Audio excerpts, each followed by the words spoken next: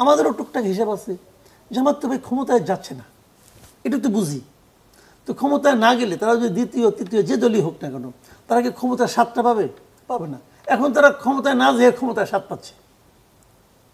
খুব ভালোভাবে জামাত এখন ক্ষমতার স্বাদ অনুভব করছে এবং প্রয়োগ করছে।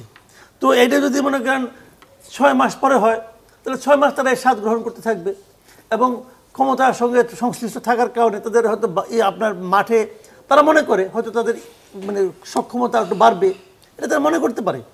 বাট আমার মনে হয় যে নির্বাচন পেছানো এখন আর প্র্যাকটিক্যাল না। ফেব্রুয়ারিতে ভাই নির্বাচন হবে, এটা আমার যেটা মনে হয়, যতটুকু বুঝি নির্বাচন ফেব্রুয়ারিতেই হবে। কে কি চায় না চায় এগুলো নিয়ে দাবি দেওয়া চলতে থাকবে, মানুষও শুনবে এবং এগুলি তাদের পলিটিক্যাল স্ট্র্যাটেজিও হতে পারে। বাট নির্বাচন আমার ধারণা ফেব্রুয়ারিতেই হচ্ছে, যদিও মানুষের মধ্যে নানা ধরনের গুজব আশঙ্কা থাকতেও পারে, বাট হবে। এবং যদি হয় সেক্ষেত্রে পিয়ারটা আসলে এই মুহূর্তে আমি মনে করি আলোচনার বিষয় না। তবে ওনারা আলোচনা করতে থাকুক, ওনারা এই দাবিগুলো উঠলে মানুষের সাথে জানতে চাবে ভাই পিয়ার জিনিসটা কি, তখন হয়তো আলোচনা হবে এইটা হলো ওইটা, এটা হলো ওইটা। হয়তো আগামী নির্বাচনে আগামী 5 বছর অথবা যে কোনো বছর পরে হোক, তখন দেখবে আবার তারা আরও জোরালো দাবি হতে পারে, মানুষ তখন বুঝবে। জি, ধন্যবাদ। ডক্টর জাহেদ, আপনার কাছে আসতে চাই, এই পর্যায়ে জুলাই সনদে বাস্তবায়নের প্রক্রিয়া থাকছে না, এটা নিয়ে খবর প্রকাশিত হবার পরে অনেকে বলছেন তাহলে যে এত আলোচনা, সেটার কোনো কিছুই কি নির্বাচনের আগে বাস্তব রূপ নেবে কিনা সে নিয়ে সংশয় তৈরি হয়, এবং অনেকে বলছেন যে তাহলে যারা ক্ষমতায় আসবেন তাদের উপরেই কি সবকিছু নির্ভর করছে কিনা। এই ব্যাপারে কি খুব বড় ধরনের মতপার্থক্য দেখেন নির্বাচনের আগে একটা সমস্যা তৈরি হবার মতো? ইস্যু করা হবে, যেমন পিয়ারের কথা বললেন, এটা একটা ইস্যু। একইভাবে জুলাই সনদ, গণপরিষদ, নানান রকম ইস্যু আছে। এই ইস্যুগুলো তোলা হবে এবং এগুলোর মূল উদ্দেশ্য হচ্ছে, আমি যেটা মনে করি, একটা আলাপ আছে এরকম যে বিএনপি তো জাতীয় সরকারের কথা বলছে, তাই না? যারা ক্ষমতায় গেলে তারা বিভিন্ন দল থেকে মানুষজন নেবে, তাহলে ওই জাতীয় সরকারের ফর্মে জাতীয়, আমরা এটাকে জাতীয় সংসদই বলি, কিন্তু জাতীয় সংসদ মানে এটা আরেকটা জাতীয়, যে সবাইকে নিয়ে এনে একটা সংসদ কেন হবে না? জামায়াত এনসিপি দুইটা দলেরই একটা কমন সমস্যা আছে, সেটা হলো দুটো দলই তার যে সাইজ, তার যে সম্ভাবনা, এটাকে ওভার এস্টিমেট করেছে। আমার হাইপোথেসিস হচ্ছে জামাত তাদের ফেসবুকে, ইউটিউবে তাদের প্রচুর সিন্ডিকেটেড মুভমেন্ট আছে, করতে করতে না, যেমন আমি আপনাকে বলি, আপনি আজকে একটা পোল করেন যে আগামী নির্বাচনে কে জিতবে, নাম্বার দেন দলগুলোর নাম, 2 দিন সময় দেন, দেখবেন জামাত বিএনপি চাইতে দ্বিগুণ 3 গুণ ভোট পাচ্ছে। মানে ওদের ক্ষমতা যাওয়ার সম্ভাবনা, আপনার প্রচুর ফলোয়ার আছে, আপনার অনেকে ভোট দেবে। তো এখন হয় কি, আমি দেখেছি আমার আশপাশে পরিচিত মানুষজন, আমাদের তো ইকো চেম্বারে থাকি সোশ্যাল মিডিয়ায়, তারা মনে করেন যে আমার 70-80টা সিট পেয়ে যেতে পারে। আমি যে আমাদের লোকজনের সাথে কথা বলে দেখেছি, তারা কিন্তু একইভাবেই আমরা শোক করি সেই প্রসঙ্গে। এখন আমার বিবেচনা ওনারা সিট পাবে তো 15টা সর্বোচ্চ, 10টা থেকে 15, বেশি দিলেন, বেশি দিলাম। আচ্ছা, একই কথা এনসিপি জামাতপন্থী লোক। আচ্ছা আচ্ছা, একই কথা এনসিপির ক্ষেত্রে। এনসিপিও খেয়াল করবেন, দলটা শুরু করেছে বিরাট একটা লঞ্চিং দিয়ে। এনসিপি হওয়ার আগেই তাদের দুটো সংগঠন ঢাকায় অত্যন্ত গুরুত্বপূর্ণ দুটো কমার্শিয়াল স্পেসে অফিস করেছেন। বাংলাদেশের দলের লঞ্চিং এভাবে হয় না। এক্সট্রাভ্যাগান্ট একটা ইফতার পার্টি করেছেন, যেখানে যেখানে যাচ্ছেন সেখানে বিরাট শোডাউনের চেষ্টা, আমরা কথ্য ভাষায় যেটা বলি। এখন তাদেরও তো নির্বাচনে কিছু পারফর্ম করে দেখাতে হবে। যেমন আমি মনে করি আপনি 70-80টার হাইপ তৈরির পর যদি 10-15 সিট পান, আপনার রাজনীতি হুমকির মুখে পড়ে যাবে, মারাত্মক। ফলে এই যাবতীয় চাপগুলো তৈরি হচ্ছে ওই কারণে। একইভাবে আমি ওই জুলাই সনদও কীভাবে করতে হবে, বাস্তবায়ন কীভাবে করতে হবে, শর্তগুলো আসছে আসলে মূলত এই। অথচ আপনি আইনের ছাত্র, আপনি খুবই প্রতিষ্ঠিত আইনজীবী, আপনি খুব ভালোভাবে জানেন সাংবিধানিক ইস্যু ছাড়া তো আরও অসংখ্য আইনি সংস্কারের কথা আছে, যেগুলো প্রত্যেকটা, যেগুলো একমত হয়েছে, প্রত্যেকটা সরকার অধ্যাদেশ জারি করে ফেলতে পারেন। এবং পরবর্তীতে কোনো সরকার যদি সেটাকে নেক্সট সংসদে আইনে পরিণত হয়, আমরা আছি। কারণ আপনি ধরুন, আমরা কাগজে কলমে ধরে নিলাম যে বিএনপি ক্ষমতা এসছে, আপনি তো অ্যাগ্রি করেছিলেন যে এটা করবেন, করছেন না কেন?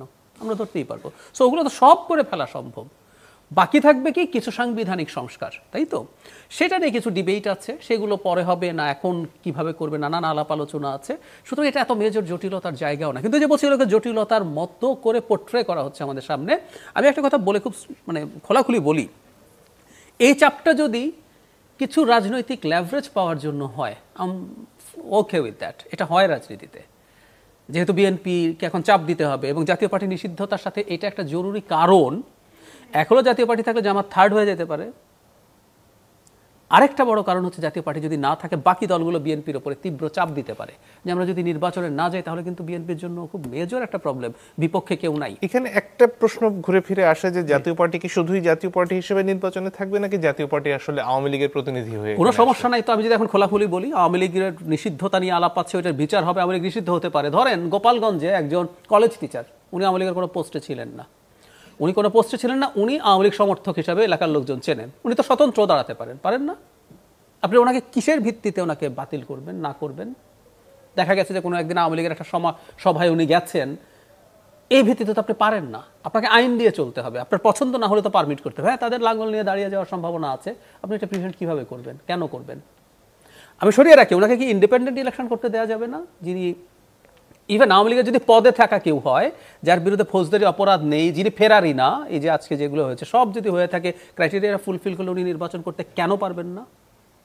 আমি বারবার একটা কথা বলছি, আওয়ামী লীগের নিষিদ্ধতা কোর্টে আছে, কোর্টে সেটার ডিসিশন হবে, সেই বিচারে যদি নিষিদ্ধ হবে, এখন কার্যক্রম বন্ধ আছে, দলের নামে তারা এবার নির্বাচন করতে পারছে না, ফাইন উইথ দ্যাট। কিন্তু আওয়ামী লীগের বাকি সব কেউ যদি ক্রাইটেরিয়া ঠিকঠাক মতো ম্যাচ করে, উনি নির্বাচন করবেন তো। সুতরাং যদি করে জাতীয় পার্টি থেকে করবে, আমাদের মেনে নিতে হবে। আমরা ডেমোক্রেসির কথা বলি, কিন্তু আমরা আমার যেটার সাথে একমত না বা পছন্দসই না সেটাও মেনে নেব না, এটা তো হতে পারে না। আমি একটা ছোট উদাহরণ দিই, আমি আজকে একটা ছোট কথা বলছিলাম এটা নিয়ে। ধরেন আজকে আপিল বিভাগ যদি বলতো ডাকসু নির্বাচন স্থগিতই থাকবে, আমরা কি করতাম? এই আপিল বিভাগ তো হাসিনার আপিল বিভাগ না, এই আপিল বিভাগ নবগঠিত আপিল বিভাগ, বলতেই তো পারে। তো আমাদের মেনে নিতে হবে ফর গডস সেক যে আদালত বলে একটা জিনিস আছে, ওখানে আমার পছন্দসই রায় নাও হতে পারে। হাইকোর্টের রায়ের পর এরকম একজনের মন্তব্য ফেসবুকে ছড়ালো না যে ডাকসু স্থগিত না, দরকার হাইকোর্ট স্থগিত করে দেবো। মানে আমাদের তো এই মেন্টালিটি রয়ে গেছে। আমাদের বুঝতে হবে যে ডেমোক্রেটিক কান্ট্রি কিভাবে রান করে। আমার অপছন্দসই আছে, আওয়ামী লীগের ওই লোক আওয়ামী লীগ করে আমি জানি, তার বিরুদ্ধে এটা নাই, উনি নির্বাচন করলে আমাকে অ্যাকসেপ্ট করে, এবং উনি যদি নির্বাচিত হয়ে পার্লামেন্টে আসে স্বতন্ত্র হিসাবে আমি যদি বলি, বা লাঙ্গল নিয়ে, আমাকে এটা অ্যাকসেপ্ট করতে হবে। আমরা ফিরে আসবো আলোচনায়। যারা মাসুদ কামাল, আপনার কাছে আসতে চাই, দলগুলোর মধ্যে সমঝোতা নিয়ে নানা ধরনের কথা হচ্ছে এবং সাম্প্রতিক সময়ে জামাতের তরফ থেকে বলা হয়েছে যে তারা বিএনপি ছাড়া অন্যদের নিয়ে জোটের কথা ভাবছেন, বিএনপি সহ জোটের হিসেবে বিভিন্ন সময় আলোচনায় ছিল। প্রশ্ন হচ্ছে, যদি দলগুলোর মধ্যে আলোচনা এমন একটা পর্যায়ে চলে যায় যেখানে সবার মধ্যে এক ধরনের আসন ভাগাভাগি হয়ে যায়, তাহলে কি আসলে নির্বাচন বলে কিছু থাকবে কিনা, আর সেই সম্ভাবনাই কতটুকু? আমি সেই কোনো সম্ভাবনা দেখি না। সম্ভাবনা দেখি নাই কেউ নেই। মানে একটা থিওরিটিক্যাল আপনি ধরেন, যে নিজেদেরকে এক নম্বর দল মনে করে, সে কেন দুই নম্বর দলের সঙ্গে ই করবে, নির্বাচনী জোট করবে? তাহলে আপনার ইলেকশনটা কার সঙ্গে হবে? কিন্তু এটা কোনো চান্স নাই। আর দুই নম্বর হলো, বিএনপির সঙ্গে জামাতের কিন্তু দীর্ঘদিনের একটা সম্পর্ক ছিল এবং তারা এই সম্পর্কে সুফলও পেয়েছে। বিএনপি নানা সময় জামাতের উপর নির্ভরশীল ছিল, কিন্তু আমি যতটুকু বুঝি বিএনপির মোহভঙ্গ খুবই নির্মমভাবে হয়েছে। কিভাবে? বিভিন্ন সময় জামাতের যে এই সময়ের যে ভূমিকা এবং বিএনপির বিষয়ে জামাতের সম্পর্কে যে জামাতের যে ভূমিকা, এটা বিএনপি খুব সহজভাবে নেয়নি। বিএনপি যা কিছু বলতেছে, জামাতের যে সমস্ত দাবি দেওয়া যেগুলো আছে, এগুলো তো জামাত মানে বিএনপির সঙ্গে যায় না, একদমই যায় না। কাজেই আমার মনে হয় না যে বিএনপি জামাতের উপর আর ডিপেন্ড করতে চাইবে, সম্পর্ক করতে চাইবে। আপনি মনে আছে কিনা যাই না, আপনি এই জামাত কিন্তু আওয়ামী লীগ সরকারের পতনের আগেই বলছিল যে বিএনপির সঙ্গে আমাদের আর কোনো জোট নাই। এই শফিকুর রহমান সাহেব কিন্তু বলছিল, যখন তারা বিপদে, তখন তো জামাত মোটামুটি বিপদগ্রস্ত, সেই অবস্থাতেও তারা দাবি করতেছে তারা বিএনপির সঙ্গে কোনো জোটের মধ্যে আর নাই, তারা কোনো কিছু। এই জোট কিন্তু বিএনপি ভাঙে নাই, জামাত ভেঙে দিয়েছে বেসিক্যালি। তো এই অবস্থায় আর এখন বিভিন্ন জায়গায়, বিভিন্ন প্রশাসন এবং বিভিন্ন স্তরে জামাত বিএনপির মধ্যে কিন্তু একটা টাগ অফ ওয়ার আছে। বিশেষ করে প্রশাসনও তো আছেই, যে মানে জামাত কাকে দিবে। যেমন ঢাকার মধ্যে ডাকসু নির্বাচন হয় না আপনার, এখানে আসলে লড়াইটা কার সঙ্গে হচ্ছে? স্টুডেন্টে হচ্ছে, আমরা দেখতেছি মানে ভিজুয়ালি, বাট এর পেছনেও কিন্তু একটা লড়াই কিন্তু আছে। ঢাকার বিরুদ্ধে তিনি ভিসি, উনি তো জামাতের লোক রে ভাই, উনি চট্টগ্রাম ইউনিভার্সিটিতে জামাতের মানে খুবই ক্যাডার ছিলেন একজন, এটা তো অনেকেই জানে। এবং এটা মানে একজন লোক তো আমি জানি যে উদিচি করতেন, যে হিলাল ফয়েজি নামে এক ভদ্রলোক, উনি তো ফেসবুকে একটা স্ট্যাটাস দিয়েছিলেন যে ওনাকে যখন অপহরণ করে নিয়ে যাওয়া হয় হল থেকে, যে দুইজন লোক ওনাকে অপহরণ করে নিয়ে, তার মধ্যে একজন উনি ছিলেন। আমি ওনার স্ট্যাটাসে পড়েছি এটা। তো এখন এই সমস্ত ঘটনা প্রভাব জানেন জামাতের, আপনি এটাই দেখেন না কেন, আপনার এই যে 5ই আগস্টের পরে জামাত কিনে যখন মিটিং হলো, জামাতের কমিটিটা কে, এটা আমরা প্রথম চিনলাম কবে? যখন নাকি ভিসি সাহেব যখন মিটিং রাখলো সব স্টুডেন্টদের নিয়ে, তখন চিনলাম। মানে আমরা চেনার আগে উনি চিনেন যে শিবিরের কে কে কে কোন পদে আছে। তো এটা তো জানা কথা রে ভাই, সব ইউনিভার্সিটি এই সমস্ত জায়গায় হচ্ছে। তো এইগুলি কিন্তু বিএনপির পক্ষে যাচ্ছে না। তো বিএনপি নাকি এনজয় করতেছে না। কাজে বিএনপির সঙ্গে জামাতের জোট হওয়ার থিওরিটিক্যালি কোনো স্কোপ নাই, আর প্র্যাকটিক্যালি তো আরও নাই। ভোটের বাজারে তো 1 আর 2-এর সঙ্গে হয় না। এখন 2-এর সঙ্গে 3-4-এর হতে পারে। 2-কে আমরা জানি মোটামুটি জামাত, 3-4-কে 3-4 যদি আপনার জাতীয় পার্টি যদি ইলেকশন করতে পারে, তো জাতীয় পার্টি তো 2-এর দাবিদার। তোরা তো 2-এর দাবিদারের ভাই, যে আমি 2 অমু। তো তার সঙ্গেও জামাতের কোনো হওয়ার স্কোপ নেই, এই কারণে যে তাদের মানে আপনার নিষিদ্ধ করার জন্য যে সবচেয়ে উচ্চকিত কণ্ঠ এটা জামাতের। বরঞ্চ জাতীয় পার্টি এখন বিএনপির কাছে আশ্রয় চাচ্ছে যে তোমরা আমাদেরকে রক্ষা করো, এবং বিএনপি সে আশ্রয় দিচ্ছে। বিএনপি স্থায়ী কমিটিতে মিটিংয়ে বলছে যে আমরা কোনো রকম দলের নিষিদ্ধ চাই না। তো তার এর চেয়ে বড় আশ্রয় আর কি মানে প্রশ্রয় আর কি দিবে? তো দিচ্ছে প্রশ্রয়। তাহলে জাতীয় পার্টির সঙ্গেও জামাতের কোনো মানে আপনার নির্বাচনী জোট হওয়ার কোনো স্কোপ আমি দেখি না। এখন তৃতীয় হলো যে তারা ইসলামী দলগুলোর সঙ্গে করতে পারে। আমি অনেকগুলো ইসলামী দল, বিশেষ করে চরমনায়কে দেখলাম, তো চরমনায় আজকেও দেখলাম সে মানে জামাতকে যেভাবে সে ধুলাই করতেছে, এরা তো মুসলমানই না, এগুলি বলার চেষ্টা করতেছে। খেলাফত আন্দোলন একটা, ওরা তো বলে যে জামাত যে করে তার নাকি ইমান থাকবে না, এটা শুনলাম আমি। তো কারা ভাই? মানে ওনারা যে ইসলামের কথা বলছেন, ইসলামী যে দল, ইসলাম নামধারী যে দলগুলো আছে, কোনটা প্রকৃত ইসলামী দল আমি তো জানি না, ইসলামের নামধারী যে দলগুলো আছে, এরা ওনাদের সঙ্গে কে কে আছে আমি তো বুঝতে পারছি না। গেল এটা এনসিপি, হ্যাঁ এনসিপির সঙ্গে একটা জোট আমি মনে করি হতে পারে, অথবা এবি পার্টির সঙ্গে হতে পারে। আমরা তো একসময় মনে করতাম আমাদের অজ্ঞতার কারণে, আমি মনে করতাম আর কি যে এবি পার্টির মধ্যে জামাতের একটা বি টিম, একসময় মনে করতাম। এখন আর মনে করেন না? এখন আর মনে করি না, কারণ ওনাদের নেতারা যেভাবে জামাতের বিরুদ্ধে করেন, এখন আর মনে করি না। একসময় মনে করতাম যখন জামাত মনে করেন মাঠে আসতে পারতো না আওয়ামী লীগের আমলে, তখন আমরা মনে করতাম যে জামাত হয়তো এনসিপির বাতাবরণে হয়তো আসতেছে, মনে করতাম। মানুষ তো ভুল মনে করতে পারে, আমি তো অত জ্ঞানী না, যা দেখতাম তাই মনে করতাম। তো এখন আর মনে করি না। তাহলে ওনার সঙ্গে মিশবেটা কে? মানে আমি একমাত্র এনসিপি ছাড়া আর কোনো সম্ভাব্য দল দেখি না যে যারা জামাতের সঙ্গে মিশবে। আর এনসিপির সঙ্গে মিশলে পরে জামাতের কি খুব একটা লাভ হবে না ক্ষতি হবে, এটা জামাত হিসাব করা দরকার। জামাত এনসিপি যাবে না, জামাত এনসিপির ক্ষতি হবে। I don't believe. তাহলে এনসিপি না গেলে তাহলে ওনাকে একাই ইলেকশন করতে হবে। আর যদি জাতীয় পার্টি ইলেকশন করতে পারে, জাতীয় পার্টির মূল সমস্যা জানেন এই মুহূর্তে আমি যেটা বুঝি, যদি তারা ইলেকশন করতে পারে তাহলে তাদের মূল সমস্যা হয়ে যাবে তাদের প্রার্থী নাই, তাদের ভোট আছে কিন্তু প্রার্থী নাই, এটা হলো মূল সমস্যা ওদের। তারপরে মনে করেন লাঙ্গল টাঙ্গল আছে, মার্কা তো আছে, তো অনেক কিছু হতে পারে, অনেক কিছুই হয়ে যেতে পারে। সেক্ষেত্রে যা কিছুই হোক, যদি জাতীয় পার্টিকে শেষ পর্যন্ত নিষিদ্ধ না করতে পারে জামাতের এই ইলেকশনের যে প্রতিযোগিতা, সেখানে জামাত একটা ভালো ধরা খাবে। জি, ধন্যবাদ। ডক্টর শাহান্ত, আপনার কাছে ফিরে আসি। বিএনপির কি জোট নিয়ে ভাবনা আছে কিনা, বা বিএনপি অন্যদের সাথে জোট করে কি লাভবান হওয়ার কিছু আছে কিনা এই নির্বাচনকে কেন্দ্র করে? বিএনপির জোট নিয়ে ভাবনা আছে, এবং বিএনপি জোট করতে চায়। জোট এই অর্থে করতে চায় যে বিএনপির অনেক আগে থেকে তাদের দলীয় অবস্থান হচ্ছে জাতীয় সরকার। যদিও এটা ওই অর্থে জাতীয় সরকার কিভাবে হয় জানি না। বেসিক্যালি বিএনপি তার সমমনা যে দলগুলি ফ্যাসিবাদ বিরোধী আন্দোলনে, গণতন্ত্র পুনরুদ্ধারের আন্দোলনে সবসময় সহযোগী ছিল, তারা যদি এমপি হয়ে আসে, সেটা তাদের জোটে থেকে হোক অথবা আলাদাভাবে দলীয় ব্যানারেই হোক, তাদেরকে সরকার পরিচালনায় বিএনপি সঙ্গে রাখবে। তো সেটা হলো জাতীয় যারা তাদের সমমনা হিসেবে একসঙ্গে থাকবে না অথবা আসতে চাইবে না, তাদেরকে তো নিবে না, এবং জামায়াত ইসলামকে বিএনপি নিবে না ঘোষণা দিয়ে রেখেছে। সুতরাং একসময় তো যুগপৎ আন্দোলনে ছিল, কিন্তু যুগপৎ থাকলেও বিএনপি এখন তাদের সঙ্গী বেছে নিবে পরিবর্তিত পরিস্থিতিতে। সেই ক্ষেত্রে বিএনপি জামায়াতকে সঙ্গে রাখতে চায় না, সেই ঘোষণা স্পষ্ট করে দিয়েছে বিএনপি। ফলে বিএনপি তাদের যে রাজনৈতিক কৌশল, রাজনীতিটা আসলে যে যা কিছুই বলি আমরা, এটা একটা কৌশলের খেলা। এই কৌশলের খেলায় আপনার আজকে যেটা মনে হবে যে এটা ঠিক হচ্ছে না, কালকেই মনে হবে এটা ঠিক হয়েছে। আবার আজকে যেটা মনে হবে যে ঠিকই আছে, কালকে মনে হতে পারে ঠিক হয় নাই, কিন্তু সময়ের প্রয়োজনে কৌশল নির্ধারণ হয়।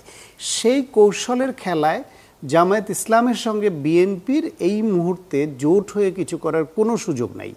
এখন নির্বাচন প্রশ্নে যেহেতু এনসিপি এবং জামায়াত ইসলাম একটা ভিন্ন অবস্থান নিয়েছে, যে নির্বাচন যত পেছাতে পারে ততই এই দল দুটি তাদের লাভ হবে মনে করে, যে বিএনপির বিরুদ্ধে কিছু চাঁদাবাজির অভিযোগ, কিছু দখলের অভিযোগ, তাদের নিজের কোঅর্ডিনেশনের কিছু সমস্যা বিভিন্ন জায়গায়, এইসব নিয়ে বিএনপিকে যদি প্রশ্নবিদ্ধ করা যায় এবং যত সময় যায়, জামায়াত 16 বছর যে রাজনৈতিক কর্মসূচি প্রকাশ্যে চালাতে পারেনি সেটা যদি এখন প্রকাশ্যে চালাতে পারে, তাহলে তাদের পজিশনটা আরেকটু স্ট্রেংথেন হবে।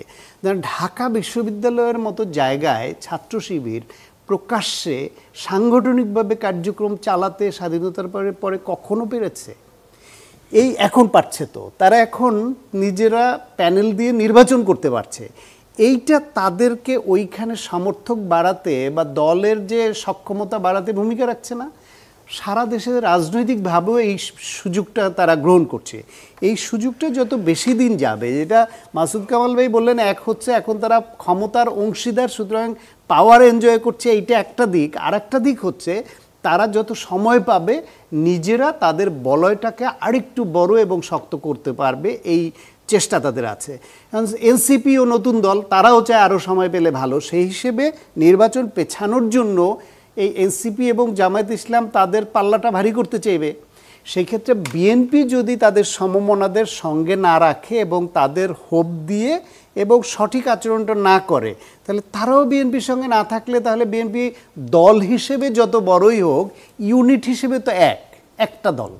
তাহলে একটা দল ছাড়া বাকি সবাই যদি ভিন্ন অবস্থান নেয়, তাহলে সেটা বিএনপির জন্য ডেফিনেটলি একটা ট্রাবল তৈরি করবে। সুতরাং অন্যদের সঙ্গে জোট করা বলেন, অথবা যুগপথ থাকা বলেন, বা সমমনা হিসেবে তাদের সঙ্গে নিয়ে চলা বলেন, এটা বিএনপির জন্য গুরুত্বপূর্ণ। আর জামায়াত ইসলাম এবং এনসিপি, যেটা বললো মাসুদ কামাল, এই জোটের প্রশ্নে এনসিপির অনেকের সঙ্গে আমার ব্যক্তিগত আলাপচারিতা যাদের হয়, আমি দেখেছি ওদের কথা শুনে এনসিপির মধ্যে যেমন শিবির করা অনেকে যেমন আছে, তেমনি বামপন্থী ধারণা নিয়ে লেখাপড়ার সংখ্যাটা এনসিপিতে কিন্তু ভালোই আছে। তারা জামায়াত ইসলামকে গণতান্ত্রিক ধারায় রাজনীতি করার অধিকার এবং যে পজিশন, এইটা আমরা গণতন্ত্রের স্বার্থে মেনে নিচ্ছি, এটা যেমন সত্য, পাশাপাশি আবার তাদের সঙ্গে জোটে গিয়ে এনসিপির মতো নতুন একটা দল স্বাধীনতা বিরোধী এই তকমাটা শুরুতেই তারা তাদের গায়ে লেপটে নেবে কিনা, এটা নিয়ে এনসিপির মধ্যেই প্রশ্ন আছে। এবং দলগতভাবে তাদের অনেকের দ্বিমত আসছে যে জামায়াত ইসলামের সঙ্গে যদি জোটে যায়, তাহলে 24-এর গণ অভ্যুত্থানের পরে তারা যে 71-কে ঢেকে দিতে চায় বলে যে একটা আলোচনা আছে, এই আলোচনাটা এস্টাবলিশড হয়ে যায়। ফলে কৌশলগতভাবে ভেতরে তাদের অনেক বিষয় একমত হলেও যে ফর্মাল যে জোট হওয়া, এটা জামায়াত ইসলাম এবং এনসিপি কার্যত হবে না, এটা আমার ধারণা। কিন্তু জামায়াত এবং এনসিপির, বিশেষ করে জামায়াতের উচিত হবে তাদের সক্ষমতা যাচাইয়ের জন্য হলো একা নির্বাচন করা, কারোর সঙ্গে এভাবে জোটে না গিয়ে। তারা তো বিভিন্ন জরিপের রেফারেন্স দিয়ে বলছে যে তাদের জনপ্রিয়তা, সক্ষমতা, পজিশন অনেক বেড়েছে। লেটস দেম জাজ যে তারা আসলে কত দূরে গেল। এখানে একটা প্রশ্ন স্বাভাবিকভাবে আসে যে মাঠ পর্যায়ে আসলে একটি জোট হলে আসন ভাগাভাগি যখন করা হবে, তখন বিএনপির নেতারা স্বতন্ত্র যে দাঁড়িয়ে যাবেন না সেখানে নমিনেশন না পেলেও, সেটা নিশ্চয়তা আসলে এইটা একটা সম্ভাবনা আছে। বিএনপির জন্য এবার বড় যে ক্রাইসিসগুলি এবার আসবে, তার মধ্যে একটা হচ্ছে নমিনেশন প্রক্রিয়া শুরু হলে নির্বাচনে, 24-এর নির্বাচনে এবং 18 নির্বাচনে আওয়ামী লীগ যে সংকটটা ফেস করেছে, তাদের নেতারা মনে করতো দলের টিকিট পাওয়া মানে আমি এমপি। বিএনপি এবার মনে করা হচ্ছে আওয়ামী লীগ যেহেতু ব্যান এবং তারা সিনের বাইরে, অন্যতম বড় দল হিসেবে বিএনপি এবার একচাটিয়াভাবে হয়তো ভোটের পার্সেন্টেজে অন্যরা যে যতটুকুই পাক, নির্বাচিত হয়ে আসার মতো পজিশনে বিএনপির বাইরে অন্য দলের ক্যান্ডিডেটরা খুবই কম আছে। সেই ক্ষেত্রে বিএনপির নমিনেশন পাওয়া মানে, টিকিট পাওয়া মানে আমি এমপি, এইটা অনেককে মরিয়া করবে। সেখানে টাকার ব্যবহার, ক্ষমতার ব্যবহার এবং দলের সিদ্ধান্তে ওই লোকালি ওই প্রভাবশালী নেতাকে না নিয়ে জোটের কাউকে বা অন্যকে দিলে ওইখানে একটা তাদের যে বাধা তৈরি করা, যে নেতার বিরুদ্ধে, অথবা স্বতন্ত্র ইলেকশন করা, অথবা অন্য দলে চলে গিয়ে অন্য দলের ব্যানারে ইলেকশন করা, এইটা বিএনপির জন্য একটা সংকট হতে পারে। তাদের স্ট্র্যাটেজি নিতে হবে এটা কিভাবে তারা ফেস করবে। দ্বিতীয় হলো, দল ক্ষমতায় আসার পরে একচাটিয়াভাবে যদি অত্যাধিক আসন তারা পেয়ে যায়, সেই ক্ষেত্রে যদি বিরোধী দল বলতে কার্যকর কিছু না থাকে, মানে সংখ্যার বিবেচনায় সংসদে, তাহলে তারা সেই দেশটাকে কিভাবে চালাবে, যেখানে বিএনপির কেন্দ্রীয় পর্যায়ের যে চেইন অফ কমান্ড তৃণমূল পর্যায় পর্যন্ত এখনই সেটা মানাতে পারছে না, এই যে দখল চাঁদাবাজি প্রশ্নে অনেক বহিষ্কার করেও। ফলে নমিনেশন এবং এটা নিয়ে এই ক্রাইসিস বিএনপির হয়তো হবে, কি স্ট্র্যাটেজি বিএনপি নেয় সেটা দেখার বিষয়। সেই ক্ষেত্রে বিএনপি জোটের যাদেরকে নমিনেশন ছেড়ে দিবে, তার দলের নেতা হয়তো ওইভাবে স্বতন্ত্র দাঁড়িয়ে যেতে পারে। সেই ক্ষেত্রে বিএনপির শক্ত অবস্থান নিতে হবে, দল থেকে যারে তারা ছাড় দিবে স্বতন্ত্র দাঁড়ালেও কেন্দ্রীয় পর্যায় থেকে ওই নেতার পক্ষে প্রচারণায় যাতে কেন্দ্রীয়ভাবে বেশি জোর দেওয়া হয় এবং আশ্বস্ত করা হয়, এবং তাকে বিজয়ী করবার জন্য দলের কেন্দ্রীয়ভাবে যেন দায়িত্বটা নেওয়া হয় যে বিএনপি স্বতন্ত্র দাঁড়ালেও সে আস্তে আস্তে যাতে শক্তিহীন হয়ে পড়ে, মিত্রহীন হয়ে পড়ে। এটা দল হিসেবে বিএনপিকে দায়িত্ব নিতে হবে। ডক্টর জাহেদ, আপনার কাছে পর্যায়ে আসতে চাই। নানান ধরনের গুজব ছড়িয়ে থাকে এবং সাম্প্রতিক সময়ে সেনাপ্রধান এটা প্রধান উপদেষ্টাকেও বলেছেন, এটা বোধহয় এই প্রথম আমি শুনলাম যে গুজবে কান না দেওয়ার জন্য সরকার প্রধানকে বলতে হচ্ছে। আসলে এই যে এত ধরনের গুজব বা সামাজিক যোগাযোগ মাধ্যমে অর্থলগ্নি করা বলুন বা প্রচারণায় নানান ধরনের শক্তির উপস্থিতি বলুন, সেগুলো কি আসলে বাংলাদেশের অভ্যন্তরীণ পরিস্থিতিতে প্রভাব রাখছে কিনা? আমি আসছি ওই জায়গায়, শান্ত ভাইয়ের একটা জায়গায় আমি একটু ছোট্ট দ্বিমত জানাই। দ্বিমতও ঠিক না, যেটাকে বিএনপি সংকট বলছেন, আমার মনে হয় বিএনপি খুশি মনে এটা মেনে নেওয়া উচিত। তার বেশ কিছু ক্যান্ডিডেট যদি অন্য কোথাও অন্য দলে, আমি একদম নাম তুলে বলি, বিএনপির যদি ক্যান্ডিডেটরা এনসিপিতে যায় এবং এনসিপি যদি তাতে বেশ ভালো কিছু সিট জিতে আসে, আমার মনে হয় বিএনপি এটাকে ওয়েলকামও করা উচিত ভেতর থেকে। কারণ সব সিটে বিশাল জেতা আসলে ভয়ঙ্কর, মানে এটা সায়ন্ত ভাইও বলেন, আমিও মনে করি। সুতরাং বেশ কিছু সিট স্বতন্ত্র হোক বা অন্য কোনো দলে গিয়ে হোক, কিছু খানিকটা কমে টমে যাক, আমার মনে হয় এটা খারাপ। বেশি আওয়ামী লীগ যা করেছিল এরকম না, ওইরকম না, ওরা পরে এনসিপি হয়ে যাবে, ওটা মানে এনসিপি হয়ে যাক, তারা ওখানে চলে যাক। আর আরেকটা জিনিস আমি একটু জামাত এনসিপি জোট সম্পর্কে বলতে চাই। শুধু ৭১ না, এনসিপি তো একটা মধ্যপন্থী দল হিসাবে নিজেকে দাবি করছে। এখন জামাতের সাথে তাদের যাওয়া, তাদের মধ্যপন্থা নিয়ে প্রশ্ন তুলবে। তো এটা বলার সাথে সাথে একদিন পার্সোনালি এনসিপির একজন আমাকে বলছে, জাস্ট আলোচনার সূত্রে, যে বিএনপি তো জামাতকে নিয়েছে, তাতে তো তার মধ্যপন্থা সমস্যা হয় না। আমি বললাম আপনাদের হবে, কারণ বিএনপি জামাতকে নিয়েছে। খেয়াল করেন, বিএনপি প্রধান দল ও মাইনর পার্টনার, এখানে জামাত আপনাকে নিচ্ছে, আপনি আসলে জামাতের জোটে যাচ্ছেন। বিএনপি জামাতকে নিয়েছিল তার জোটে অল্প কিছু সিট দিয়ে, জামাত আপনাকে কিছু সিট দিয়ে সাথে নেবে। সো এই কারণে আপনার আইডেন্টিটি ক্রাইসিসের মধ্যে পড়বে এবং ওই ট্যাগিংটা হবে। এখানে বিএনপির একটা রাজনৈতিক ক্যারেক্টার দাঁড়িয়ে গেছে, ফলে অন্য কাউকে নেওয়াতে বিএনপির গায়ে তকমাটা অত সহজে লাগে না। আর এনসিপি নতুন দল, তাদের শুরু থেকেই এই যে ২৪কে বড় করে দেখিয়ে ৭১কে আন্ডারমাইন করা, ওই অপবাদ তাদের গায়ে লেপটে যাবে। ওটা ধর্ম, কারণ তারা তো সেন্ট্রিস্ট পলিটিক্স করতে চায়। এবার গুজব নিয়ে আসি, মানে আমরা খুব মনোযোগী, আমরা তো আসলে বাংলাদেশে এই জিনিসগুলো একাডেমিক স্টাডি হওয়া দরকার। শেখ হাসিনার পতনের সময়, তার পরবর্তী সময়ে আমাদের এখানে, এমনকি ভারতে, আমরা ভারতের ডিসইনফরমেশন যেভাবে, গুজব যেভাবে ছড়িয়েছে বাংলাদেশ সম্পর্কে, ওখানকার মানুষজন যেভাবে সেটা অ্যাকসেপ্ট করেছে, এগুলো প্রত্যেকটা খুব গুরুত্বপূর্ণ একাডেমিক স্টাডি ডিজার্ভ করে। এবং আমি অবাক হয়ে একটা ছোট তথ্য দিই, সেনাপ্রধান পরশু সম্ভবত রাষ্ট্রপতি এবং প্রধান উপদেষ্টা দুজনের সাথেই দেখা করেছেন। তো উনি যখন রাষ্ট্রপতির সাথে গেছেন, খুবই প্রভাবশালী একজন ইনফ্লুয়েন্সার, যে উনি এখানে জরুরি অবস্থা জারির জন্য গেছেন ধরনের একটা স্ট্যাটাস দিয়েছেন। আমি দেখলাম ফেসবুকে লোকজন এটাকে নিয়ে প্রশ্ন করা শুরু করলো যে এরকম কি হচ্ছে, এরকম কি হচ্ছে, মানে খেয়াল করি আমরা তাহলে। তো এই যে এখনকার ঘটনা, যেটা এই যে পোস্ট ট্রুথ ওয়ার্ল্ডের কথা বলি, এখন আমরা আমাদের যেই সত্য শুনতে ভাল লাগে, সে সত্যর কিন্তু কতগুলো দোকান আছে। আমরা টেকনিক্যালি এই শব্দগুলোকে ইকো চেম্বার বলে। আমি ওখানে গিয়ে বসে থাকি এবং আমাকে ওই আমার জন্য পছন্দসই যে ট্রুথ, সেটা ফিড করা হয়, কারণ আমি ওটাই খেতে চাই। আমি অন্য কোথাও যাই না, আমি ওখানে যাই না, ওই দোকানে যাই না, কারণ আমি জানি সত্য মিথ্যা পরে, আমি জানি যে ওখানে আমি যেটাকে সত্য বলে মনে করতে চাই, সেই সত্য আমি আর পাই না। আগের চাইতে ডিফারেন্সটা কোন জায়গায়? আমাদের মেইন স্ট্রিম মিডিয়া যখন ছিল, এটা তো গেট কিপিং আছে, এখনও আছে কম বেশি, মেইনস্ট্রিম মিডিয়া আমাদের দেশেও চরিত্র ঠিক রাখতে পারছে কিনা এটা ডিফারেন্ট ডিসকাশন, কিন্তু স্টিল গেট কিপিং আছে। কিন্তু আগে তার সোশ্যাল মিডিয়া ছিল না, সে চাইলে যে আরেকজনের কাছ থেকে খেতে পারতো সেটা না, এখন এটা হয়েছে। সো এটা এমন জায়গায় গিয়ে পৌঁছেছে, এই যে আপনি যেটা কোট করলেন, I was really surprise to see that, যে একটা হলো আমাদের বলেছেন সেনাপ্রধান, হয়তো কোনো একটা প্রসঙ্গ এসেছিল সেনাপ্রধান বলেছেন। আমার কাছে আরও বেশি সারপ্রাইজিং হচ্ছে এই বাক্যটাই স্টেটমেন্টে কেন? চিফ অ্যাডভাইজার জাতিকে এই তথ্য কেন জানাতে চেয়েছেন? আমি এই প্রশ্নটা করে ঠিক ভালো জবাব পেতে পারিনি। হয় না ভেতরে ভেতরে কথা?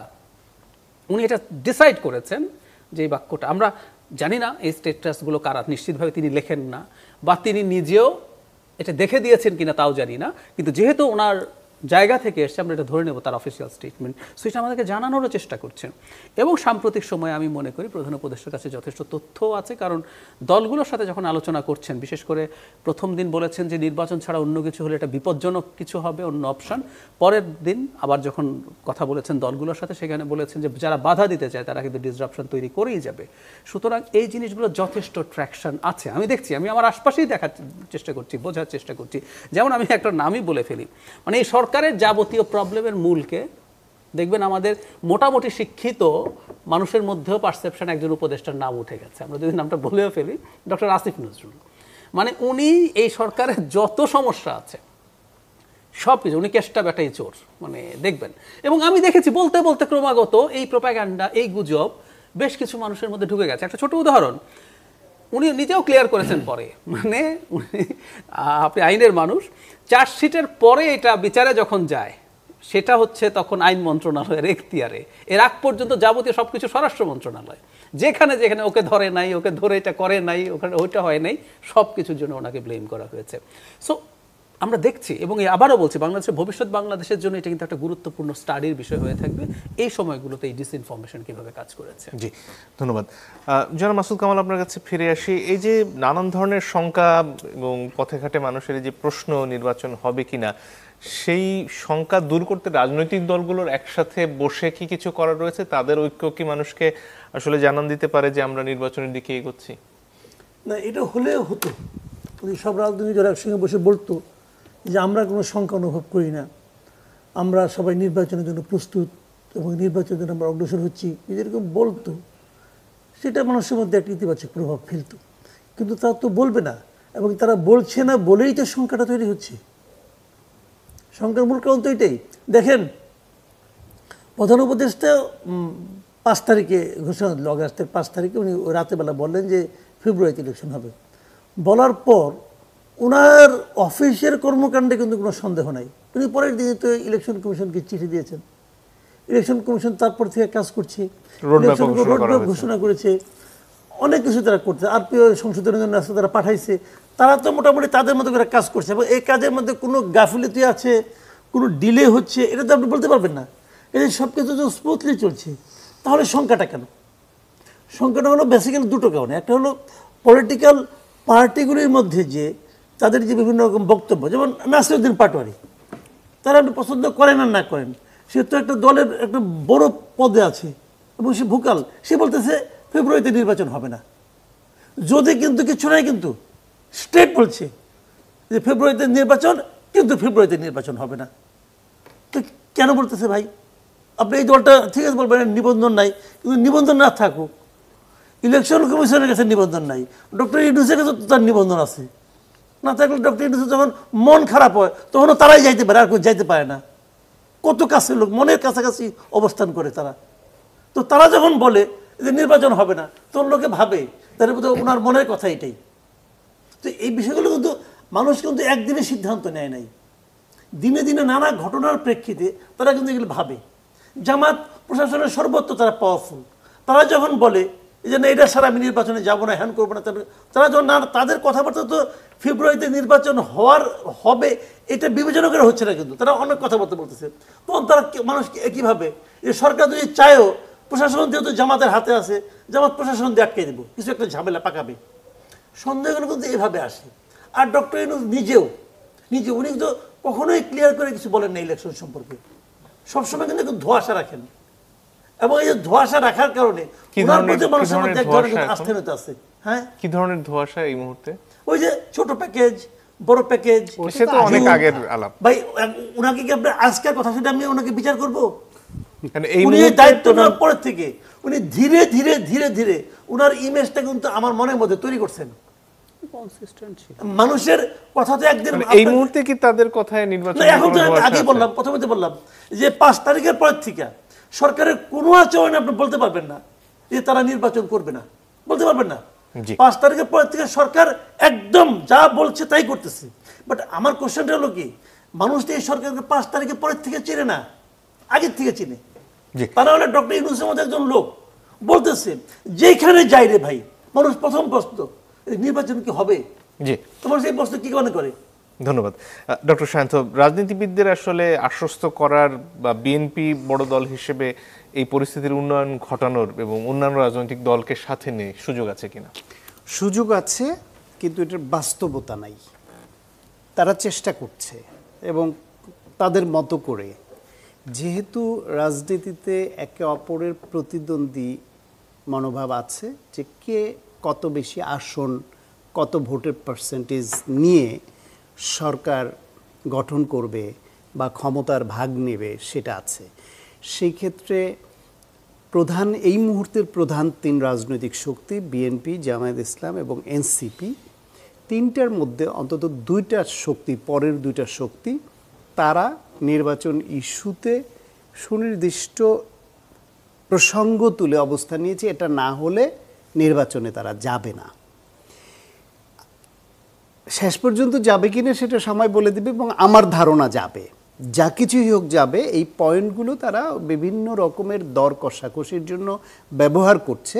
কিন্তু যেহেতু বাস্তবতা হচ্ছে এই সরকার নির্বাচন না করে এই যে ক্রাইসিস তৈরি হবে এটা তারা ট্যাকেল দিতে পারবে না, এবং এই নির্বাচন প্রশ্নে রাজনৈতিক দলগুলোর কর্মসূচি যদি রাস্তায় গড়ায় এবং সেই সুযোগে পতিত ফ্যাসিবাদের বিভিন্ন অংশ যদি রাস্তায় নেমে যায়, যে পরিস্থিতি তৈরি হবে সেটা আইন শৃঙ্খলা রক্ষাকারী বাহিনীর মাধ্যমে সেটাকে ট্যাকেল করা এই সরকারের পক্ষে একেবারে অ্যাবসলিউটলি অসম্ভব।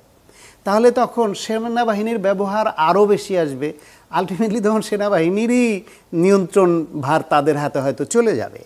চলে গেলে আলটিমেটলি বাংলাদেশের অতীত ইতিহাস বলে এরকম একটা পরিবর্তনের ফলে সেনাবাহিনীকে জাস্টিফাই করতে হয় যে এরা ফেল করছিল, দেশে গৃহযুদ্ধ হচ্ছিল বা এই দুর্নীতি হচ্ছিল বা এই অবস্থা তৈরি হচ্ছিল বলে আমরা দায়িত্ব নিতে বাধ্য হয়েছি, এবং এরা ফেল করছে, এবং এর কি কি অবৈধ ছিল সেই অবৈধতার প্রশ্নে প্রথম অভিযোগটা যেটা হবে এই সরকারের উপদেষ্টাদের, এবং এই সরকারের বিরুদ্ধে অবৈধতার প্রশ্ন।